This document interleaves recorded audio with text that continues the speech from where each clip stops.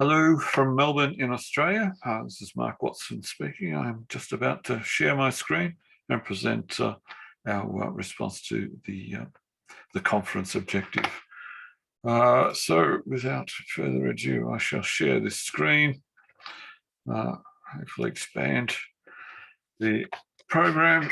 Okay, so experience economy and museum development in India was a specific focus of that. I've done some work in India over a period of more than a decade, and very keen to assist India in tapping into cultural opportunities through the experience economy and museum development.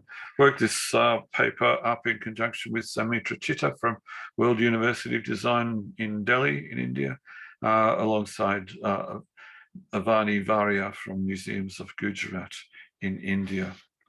So it was largely looking at the social roles of museums and museums for sustainable and local development. So development and economy, this is a projection from 86 to 2026 with a glitch in the middle for the COVID experience. So there was a drop from 2018 to 2020, but the projections are for extended growth, which hopefully is going to be equitably shared across the community in India. And the experience economy is going to benefit that through tourism and tourism trade. But there are still some stumbling blocks within India's growth, and that is institutional improvements. So effectively, their business freedom has increased over time, but there's still a number of things that are currently seeing it placed at 120 on the World Index for Economic Freedoms. So, looking at new models, in the past, the model, as indicated here through Harvard Business Review's article by John Elkington from 2018, saying that it's time for a rethink on the triple bottom line, and a current model that is being considered at this juncture is a quadruple bottom line. And by and large, it has been focusing on Indigenous innovation, but it's interesting to see the cultural aspect arriving at this Venn diagram in the quadruple sense. And culture is obviously an additive to economies, and people are considering that going forward into the future. So 2014 article on tourism saying that it contributed as much to India's economy as the entire IT sector. So India has enjoyed quite a deal of celebrity internationally with leading CEOs in IT companies all around the world. But in effect, tourism has the same dollar value for that, but it has an imbalance in the weighting of that. So hopefully research going forward will see that imbalance shift. So recently a webinar conducted through La Trobe University Asian Studies Centre, held by or given by Dr. Kiran Shinde here in Melbourne, started to unpick the landscape of tourism within India. So with the traditional look at heritage sites, monuments and the conservation of monuments per se, but local destinations, and there's a bit of a dichotomy happening across that particular field. So Kiran went on to further break down through government India stats.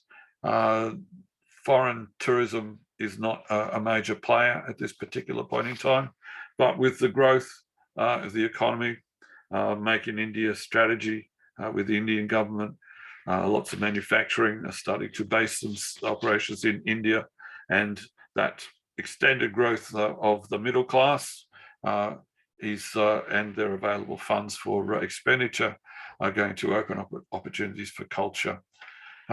Domestic tourism in India is a mixed bag.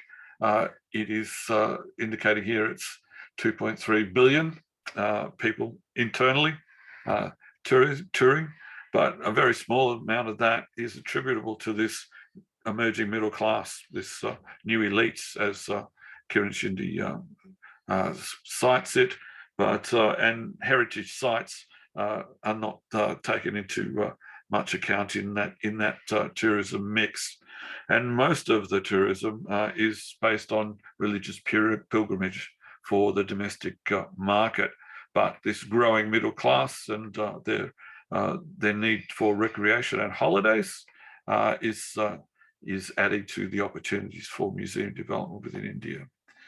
So between religious, social, and historical, and across the physical, emotional, and interpretation, Kiran's put up this grid around religious, leisure, cultural, and spiritual. But we're seeing that the two apexes of culture and leisure are the growth markets within India going forward. So yes, there's a vast amount of data available from the Indian government in relation to the stats and the focus. So it's well understood that tourism plays an important role within the economy, but we're suffering post-COVID currently with a downturn, as is indicated through the India tourism stats at a glance from 2021. Market fall in foreign tourism visits to India, but we're expecting a return to the normal within a certain amount of time. Post-COVID, so looking at current state and future recovery, we accessed information from the UN World Tourist Authority or organization, and looking for guidelines and strategies to tackle post-COVID recoveries. So we looked at the different categories around an immediate response and a recovery response, and we took the key headlines from the particular statement here and developed questions around a survey focusing on Sanskrit Kendra. Sanskrit Kendra is an interesting building from an international perspective, but is also seen as a strong cultural centre, and their local state government of the city of Ahmedabad has looked at this Le Corbusier building designed and built around 1954 and looking to establish this as a cultural centre. But how do you do that? It's currently in a fair state of disrepair through underfunding, not so much neglect. So conducting an online survey with a key knowledge expert in Mr. Ashish Tripadia, alongside Museums of Ahmedabad's Ms. Avani Varia. We queried the situation within Ahmedabad and around Sanskrit Kendra, formed around those World Tourist Organizations framing. That the outcome of the research in terms of conclusion and suggested further research were twofold, as is indicated in our paper.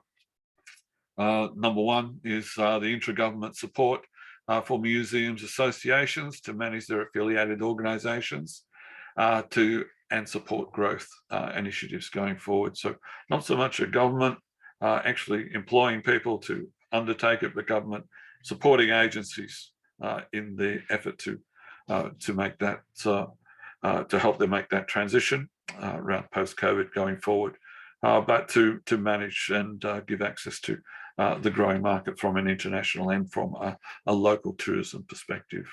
And second is from a design research and best practice mentoring into experience design in institutions and heritage places in India. So they're two key take forwards going forward. So thank you to all, and we would really be interested in hearing feedback in terms of our proposal. So I shall close down the presentation and hopefully stop my share and say goodbye to you all, and thank you for the opportunity.